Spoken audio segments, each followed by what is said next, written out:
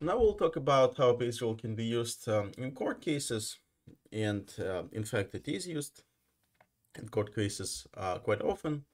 And in this case, we want to condition on the evidence, so evidence becomes the conditional variable.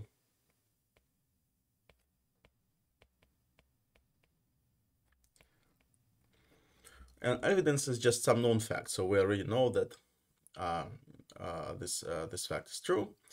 And of course, we want to use the evidence to make update a probability about whether the person is guilty or not guilty. So we have some prior probability about person being guilty, and we want to update this prior probability whether person guilty or not guilty using a piece of evidence. And then we want to say something about suspect, whether suspect is guilty or not. And so Bayes rule allows us to calculate this updated probability. And example of evidence is that suspecting criminal possesses a common trait. So Bayes rule again just formulated using the language of guilty and evidence.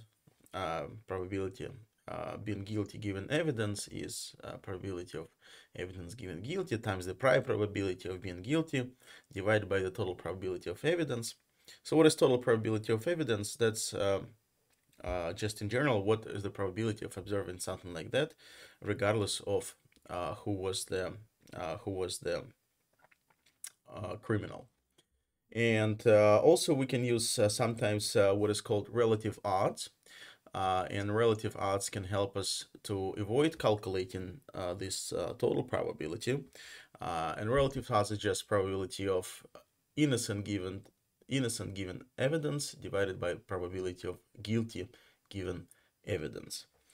And so again, you just can use the Bayes rule, and what will happen, this probability of evidence, total probability will be canceled out.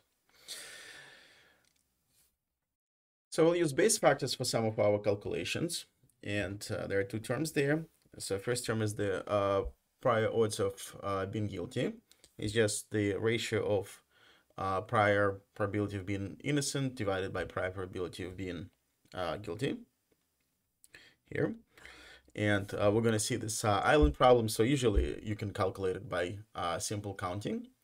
And the Bayes factor is just the ratio of the likelihoods, likelihood for the innocent divided by the likelihood for being guilty, and is common to all observers and updated everyone's initial odds.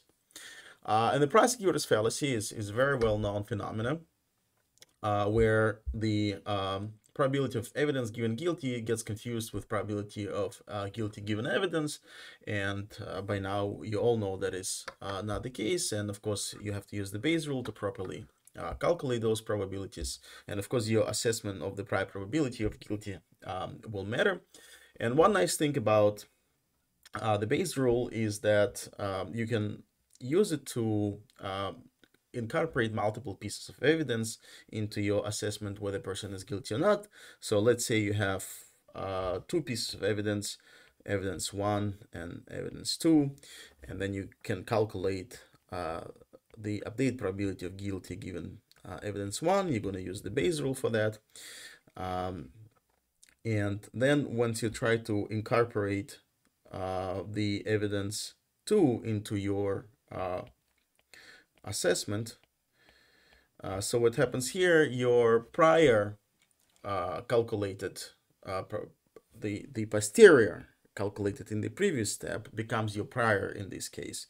So it's going to be probability of seeing this evidence given that a person is guilty, and now you can use probability of guilty given evidence 1, so that becomes your given evidence 1, that becomes your new prior here, divided by the total probability of observing this second piece of evidence. So the idea here that's your new prior. So what was the posterior in the last step becomes the prior in the next step, and you can chain this process. And of course, the more pieces of evidence you have, doesn't you just continue doing this process. You continue incorporating one piece of evidence after another, and this is how sequential learning is done.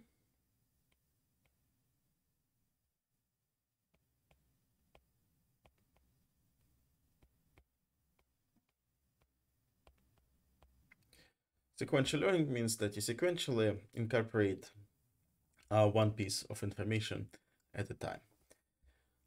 Okay, so let's go look at this island problem. You have n+1 people on the island, and again, I stands for innocent and G stands for guilty.